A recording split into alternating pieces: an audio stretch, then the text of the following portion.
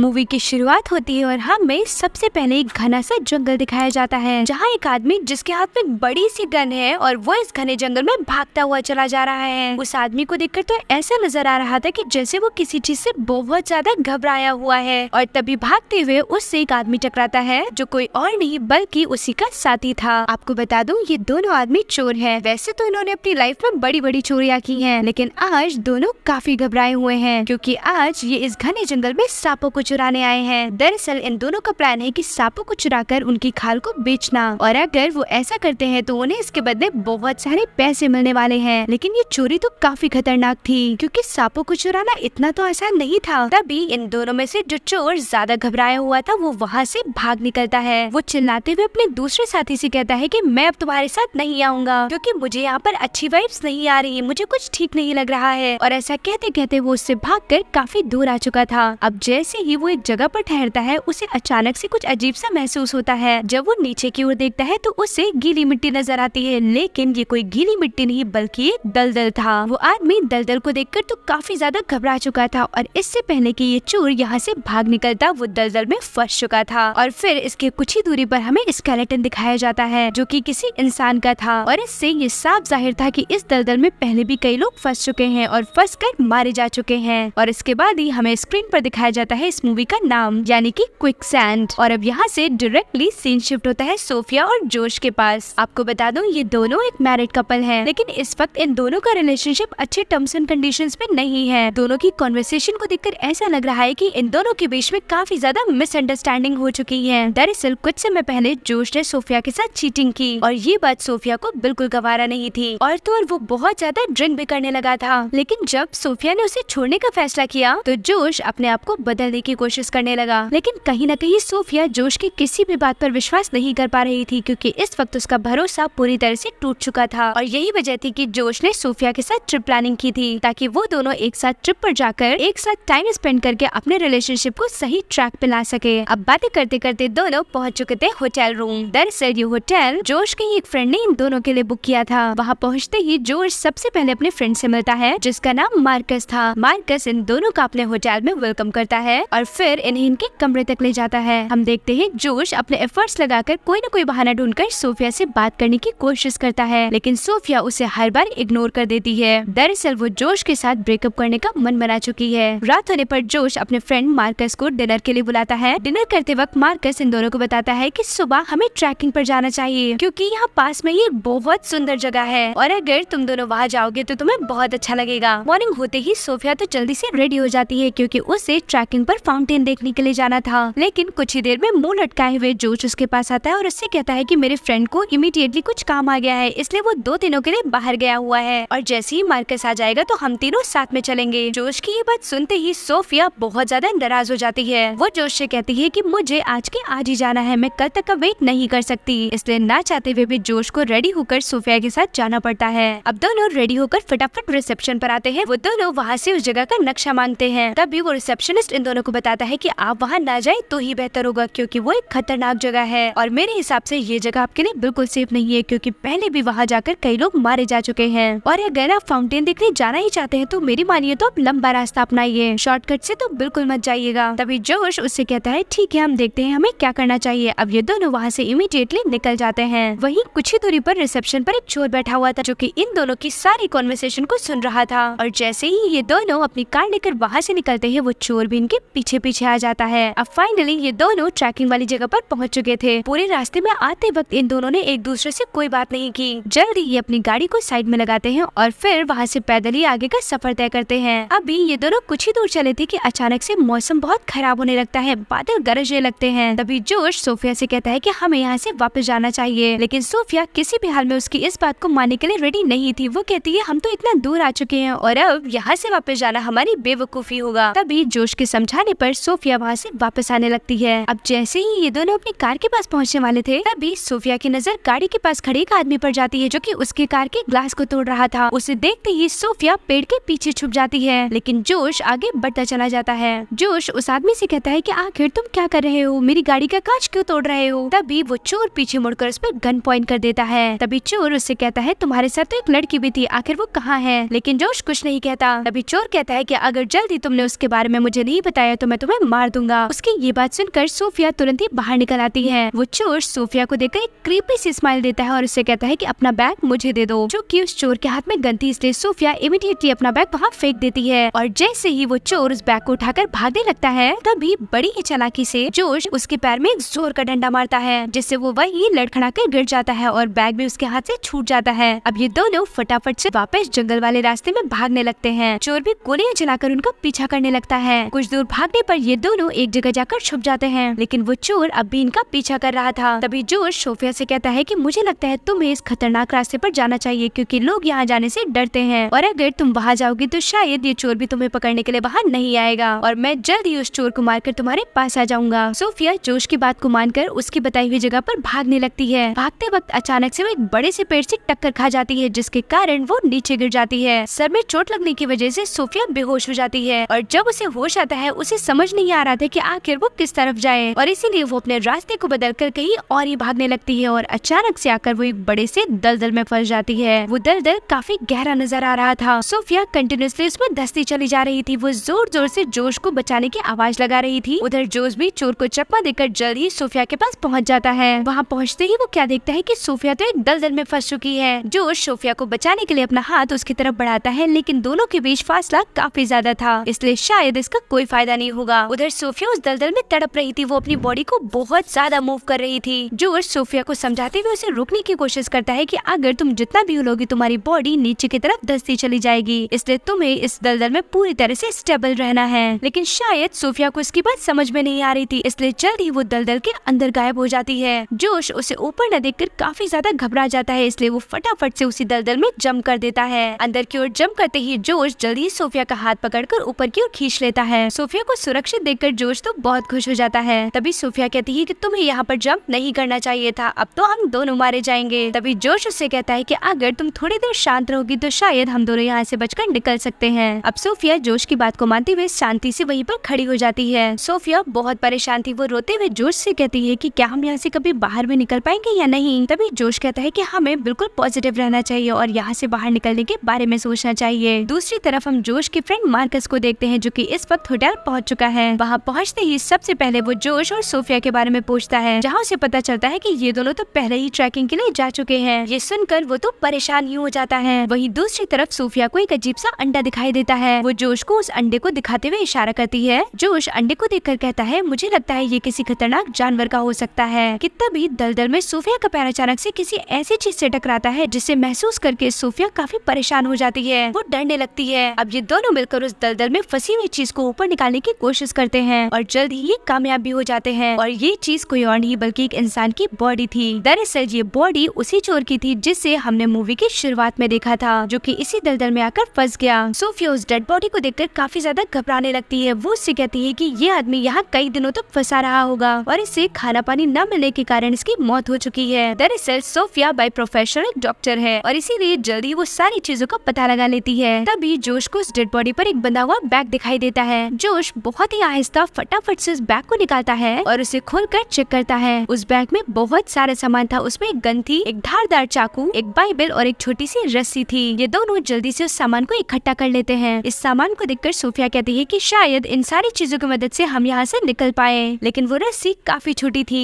अब ये दोनों दिमाग लगाकर उस बैग को कट कर लेते हैं और उसकी लंबी लंबी पट्टियां बनाकर उसे रस्सी के रूप में कन्वर्ट कर लेते हैं, ताकि इसकी मदद से ये दोनों यहाँ से निकल सके। अब हम मार्कस को देखते हैं, जो कि इन दोनों के लिए काफी परेशान था। तभी मार्कस को होटल रूम में एक आदमी के पास जोश का बैग दिखाई देता है। उस बैग को देखते ही उस आदमी के पास जाता है। मार्कस उससे पूछता है कि आखिर तुम्हें ये बैग कहाँ से मिला। उसकी ये बात सुनते ही वो चोर वहाँ से भागने लगता है। दरअसल ये वही चोर था जिसने रास्ते में सोफिया और जोश के सामान को लूट लिया था। मार्कस उसे बहुत मारता है, लेकिन वो तो कोई आंसर ही नहीं कर रहा था। मार्कस बहुत ज्यादा परेशान हो जाता है, क्योंकि वो चोर तो अपना मुंह ही नहीं खोल रहा था। मार्कस उसे धमकी देता है कि अगर जल्द ही तुमने सच नहीं बताया तो मैं तुम्हें पुलिस के हवाले कर दूंगा। दूसरी तरफ सोफिया और जोश रस्सी को बनाने में लगे हुए थे, लेकिन अभी भी वो रस्सी छोटी पड़ रही थी। तभी जोश कहता है कि मैं अपनी जैकेट निकाल देता हूँ और इसे काट कर इसकी रस्सी बना देता हूँ। सोफिया कहती है कि अगर तुमने ऐसा कुछ भी किया तो मैं भी अपनी जैकेट निकाल दूंगी, क्योंकि सोफिया को इस बात का पूरा अंदाजा था कि अगर हम दोनों ने अपनी जैकेट रिमूव की तो हम दोनों यहीं पर मारे जाएंगे, क्योंकि पानी बहुत ही ज्यादा ठंडा था और इतनी ठंड में तो ये लोग ज्यादा देर तक सर्वाइव भी नहीं कर पाएंगे। अब दोनों एक डिसीजन पर आते हैं कि ये दोनों ही अपनी जैकेट को नहीं रिमूव करेंगे। सोफिया को परेशान देखकर जोश उससे कहता है कि जल्द ही मार्कस हम दोनों को बचाने के लिए आ जाएगा, तुम्हें परेशान होने की जरूरत नहीं है। सोफिया भी ईश्वर से प्रार्थना करते हुए ऊपर की ओर देखने लगती है। तभी सोफिया को अपने ऊपर से एक पेन उड़ता हुआ दिखाई देता है। अचानक से उसकी आंखों में चमक आ जाती है। वो फटाफट से अपना लाइटर निकालती है और उस बैग से निकले हुए कागज को जलाने की कोशिश करने लगती है। जोश सोफिया से कहता है वो जहाज बहुत ऊपर है, वहाँ से हमें वो लोग नहीं देख पाएंगे। तभी सोफिया कहती है कि हमें इस रस्सी को जला देना चाहिए। जोश सोफिया की इन बातों से बहुत ज्यादा नाराज हो जाता है। वो उस पर चिल्लाते हुए कहता है कि तुम्हें अंदाजा भी है कि प्लेन अब हमसे काफी दूर जा चुका है, तुम्हें अपने आप को संभालना चाहिए, कोई भी ऐसा कदम मत उठाओ जो हमारे लिए हानिकारक हो। सोफिया बिल्कुल पागलों की तरह बिहेव कर रही थी। जोश सोफिया को समझाते हुए कहता है ये रस्सी हमारी इकलौती उम्मीद बची हुई है और अगर तुमने इसे भी जला दिया तो हम कैसे बचेंगे। उसकी ये बात सुनकर सोफिया और भी ज्यादा पागलों की तरह बिहेव करने लगती है। वो उससे कहती है मैं जो कर रही हूँ मुझे करने दो। जोश सोफिया को काम डाउन करने के लिए उससे अपने पुराने दिनों की बातें करने लगता है कि वो सबसे पहले कैसे मिले और उनका अच्छा वक्त कैसे गुजरा। जोश की ये सारी बातें सुनकर सोफिया बहुत ज्यादा इमोशनल हो जाती है। तभी सोफिया को अपने बैग पर कुछ महसूस होता है। दरअसल ये यहाँ रहने वाली जंगली चींटियां थी जो कि सोफिया के पीठ पर चढ़ चुकी थी और वो जोरों का काट रही थी, जिसके कारण सोफिया तड़पने लगती है। उसे चिल्लाता देखकर जोश उसे अपनी पॉकेट से एक शराब की बोतल देता है। वो उसे कहता है कि शराब को डालने से ये सारी चींटियां मर जाएंगी और ऐसा होता भी है। वाइन गिराते ही जल्द ही वहाँ से सारी चींटियां गायब हो जाती हैं। इससे पहले कि ये दोनों अपने दिमाग में यहाँ से निकलने का कोई दूसरा प्लान सोच पाते कि सडन इनके सामने एक नया खतरा आ जाता है, यानी कि वहाँ पर एक मोटा सा सांप आ चुका था जो कि लगातार इन्हीं की तरफ बढ़ रहा था। उस सांप को अपनी तरफ आता देख ये दोनों समझ चुके थे कि ये अंडा उसी सांप का है और वो इसी को लेने आ रहा है। उसे देखकर तो जोश खुद भी बहुत घबराया हुआ था, लेकिन वो सोफिया को काम डाउन करते हुए कहता है कि जैसे वो हमारे पास आएगा तुम उसे गन से इमीडिएटली शूट कर देना। लेकिन इससे पहले कि सोफिया उस सांप को शूट कर पाती वो जोश को काट लेता है। ऐसा करते ही सोफिया उस सांप पर गोली चलाती है, लेकिन वो घायल होकर वहाँ से भाग जाता है। जोश सोफिया से कहता है कि शायद अब मैं नहीं बचूंगा, मेरी सारी गलतियों के लिए मुझे माफी चाहिए। उसकी ये बातें सुनकर सोफिया उसे हिम्मत देती है। वो उसे कहती है ऐसा कुछ भी नहीं होगा, मैं एक डॉक्टर हूँ और मैं जल्द ही तुम्हें इन सारी मुसीबतों से बचा लूंगी। उधर मार्कस उस चोर को एक कमरे में लेकर आता है और उससे पूछता है कि मुझे पता है कि तुमने ये बैग चुराया है और अगर तुम्हें पैसा ही चाहिए तो मैं अपनी कीमती घड़ी तुम्हारे हाथ में रखता हूँ, लेकिन तुम्हें मेरे दोस्तों की लोकेशन बतानी होगी। घड़ी मिलते ही वो चोर मार्कस को बताता है कि तुम्हारे दोस्त उसी खतरनाक जंगल की तरफ गए हैं, यानी कि उसी दलदल वाले रास्ते की तरफ। लेकिन तब तक वहाँ पर पुलिस आ चुकी थी। अब पुलिस मार्कस और उस चोर को दोनों को जेल में डाल देती है। मार्कस पुलिस वालों से रिक्वेस्ट करता है कि हम दोनों झगड़ा नहीं कर रहे थे, मेरा इस वक्त यहाँ से जाना बहुत ज्यादा जरूरी है क्योंकि मेरे दोस्त इस समय बहुत बड़ी मुसीबत में हैं। उधर जोश की हालत लगातार बिगड़ती जा रही थी क्योंकि उसकी बॉडी का खून जमने लगा था। सोफिया को अंदाजा था कि अगर जल्द ही ये जहर वाला खून जोश की बॉडी से नहीं निकाला गया तो पूरी बॉडी में ये खून फैल जाएगा और इसके कारण उसकी मौत भी हो सकती है। इसलिए वो जोश को बताती है कि जहाँ पर सांप ने काटा है उस जगह पर मैं चाकू से कट लगा दूंगी, जिसके कारण सारा जहरीला खून बाहर निकल जाएगा और वो ऐसा ही करती है। अब बहुत ही फ्लो के साथ जोश की बॉडी से खून बहने लगता है। खून को रोकने के लिए सोफिया उस चाकू को लाइटर से गर्म करती है और फिर कटी हुई जगह पर उस चाकू को रख देती है ताकि गर्मी पाकर वो खून ऑटोमेटिकली बंद हो जाए और ऐसा होता भी है। जल्द ही खून बहना बंद हो जाता है। अब जोश हंसते हुए सोफिया से कहता है कि तुमने मेरा कितना सारा खून बहा दिया। सोफिया जोश से कहती है ये मजाक का वक्त तो बिल्कुल भी नहीं है। सोफिया इमोशनल होते हुए कहती है कि मैं किसी भी हाल में तुम्हें खोना नहीं चाहती, लेकिन कुछ न कुछ जहर फैलने की वजह से जोश की हालत बिगड़ती जा रही थी। वो एक बार फिर से सोफिया से कहने लगता है कि मेरी सारी गलतियों के लिए मुझे माफी चाहिए, उम्मीद करता हूँ कि तुमने अब तक मुझे माफ कर दिया होगा। सोफिया गुस्सा करते हुए उससे कहती है तुम कैसी बातें कर रहे हो, तुम कहीं नहीं जाओगे, मेरे साथ यही रहोगे, हम जल्द ही यहाँ से बचकर अपने घर जाने वाले हैं। तभी सोफिया जोश से कहती है मेरे पास एक और प्लान है, जैसे वो सांप यहाँ फिर से आएगा हम उसे मारकर उसकी ही रस्सी बना लेंगे और वो सांप तो काफी बड़ा है और उसका सहारा लेकर हम आसानी से यहाँ से बाहर निकल सकते हैं। उसकी ऐसी बातें सुनकर जोश को तो ऐसा लग रहा था कि शायद सोफिया इस वक्त पूरी तरह से पगला चुकी है। तभी जोश पूछता है तुम इतना यकीन के साथ कैसे कह सकती हो कि वो सांप यहाँ फिर से आएगा। तभी सोफिया कहती है मुझे पता है वो यहाँ जरूर आएगा क्योंकि अब भी उसका अंडा यहीं पर है। और जैसे वो दूरबीन को लगाकर देखती है सांप वहीं पर आ रहा था। दूरबीन निकालकर सोफिया देखती है कि वो सांप उससे कुछ ही दूरी पर है, लेकिन घायल होने की वजह से वो मूव नहीं कर रहा। उस सांप को अपने पास बुलाने के लिए सोफिया छोटी छोटी चीजों को उसकी तरफ फेंकने लगती है। ऐसा करते ही वो सांप एक बार फिर से भड़क कर उनकी तरफ आने लगता है और सोफिया तो यही चाहती थी, लेकिन दिक्कत की बात तो ये थी कि वो सांप सोफिया के पीछे से आ रहा था। तभी उसे एक आइडिया आता है, वो फटाफट से चाकू को साफ करती है और उस चाकू में सांप के रिफ्लेक्शन को देखने लगती है, जिससे उसे ये अंदाजा हो जाता है कि सांप उससे कितनी दूरी पर है। सांप का अंदाजा लगते ही कि वो कितनी दूरी पर है, सोफिया बिना देखे उस सांप को शूट करने की कोशिश करती है, लेकिन चूक से उसका निशाना कहीं और लग जाता है। अब तो इस गन में गोलियां भी नहीं थी और अब तो मंजर और खतरनाक होने वाला था क्योंकि वो सांप लगातार इनकी तरफ बढ़ता जा रहा था। जल्दी वो सांप इनके पास पहुंच जाता है और देखते ही देखते सोफिया के हाथ में काट लेता है। क्योंकि जोश इस वक्त पूरी तरह से बेहोशी की हालत में था, इसलिए उसको ये सारी चीजों का कोई अंदाजा नहीं था कि आखिर सोफिया के साथ क्या हो रहा है। वो सांप सोफिया के पास आकर उसको जकड़ लेता है और सोफिया को चिल्लाता देख जोश को होश आ जाता है। वो सोफिया की बॉडी पर सांप को लिपटा हुआ देखकर काफी घबरा जाता है और जल्दी उसे बचाने के लिए उस पे चाकू से